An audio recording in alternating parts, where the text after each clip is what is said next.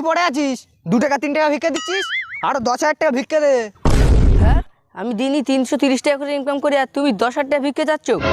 এ কি, তুই তো আমার থেকেও বড় ভিখারি। এই নে 10 লাখ টাকা, যা বাড়ি বেরো। দাদা দাদা, তোমাদের দলে একটা চাকরি দাও আমার। দাদা তোমাদের দলে একটা চাকরি দাও দাদা। ডিসক্লেমার, মডার্ন ভিখারি। ভিখারিগণ শোনো, আজকে একটা মিটিং আছে আমাদের। আজকে থেকে যে 10,000 টাকার নিচে ভিক্ষে নেবে তার কিন্তু এই ভিখারি খাতা থেকে সাসপেন্ড করা হবে, বুঝলে? যে 5-10 টাকা ভিক্ষে নেবে তার ওই ভিখারি সার্টিফিকেটটা কেড়ে নেওয়া হবে, বুঝছো? 5-10 টাকা নিয়ে এভাবে আর কদিন চলবে? আমাদের একটা আন্দোলন বের করতে হবে, বুঝছো ভিখারিগণ? কি ভিখারিগণ, তোমরা রাজি তো?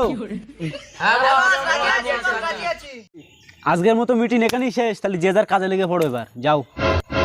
আজকে লাখখানিক টাকা ইনকাম করতেই হবে, নাহলে আমার ভিখারি থেকে সাসপেন্ড করে দেবে। যাই কাজে বসে পড়ি।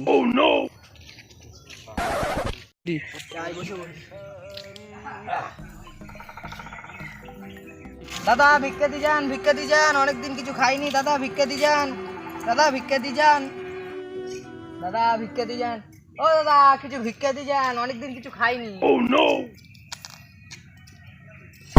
এই, দাদা 2 টাকা 3 টাকা ভিক্ষা দিয়ে গেছে, আমাদের তো 10,000 টাকার নিচে ভিক্ষা নেই। ও দাদা, এখানে এসো। কি আমার ডাকছো? হ্যাঁ, কি হয়েছে? তুই কোন যুগে পড়ে আছিস? 2 টাকা 3 টাকা ভিক্ষা দিচ্ছিস, আরো 10,000 টাকা ভিক্ষা দে। হ্যাঁ, আমি দিনই 330 টাকা করে ইনকাম করি আর তুমি 10,000 টাকা ভিক্ষে যাচ্ছ? এ কি, তুই তো আমার থেকেও বড় ভিখারি। এই নে 10 লাখ টাকা, যা বাড়ি বেরো। দাদা দাদা, তোমাদের দলে একটা চাকরি দাও আমার।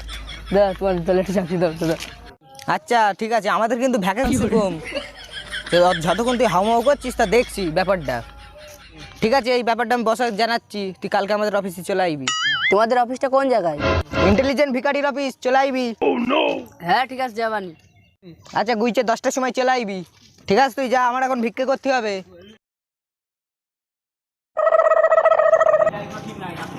এই তো সেই অফিস, যাচ্ছে হবে কেনে। আরে বাবার, এই কি বড় অফিসে। যাই তাহলে অফিস ফানে যাই।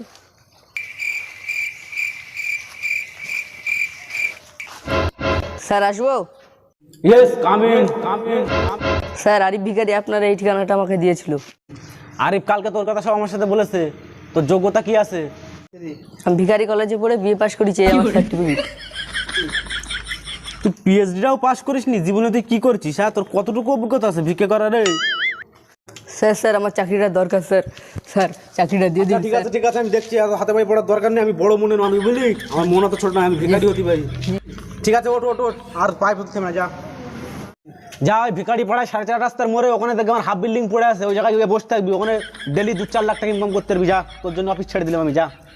ঠিক আছে স্যার, ধন্যবাদ। আজকে আসি আমি। যাই তাহলে আজকে হাফ বিল্ডিং এর নিচে গিয়ে ভিক্ষে করে আসি।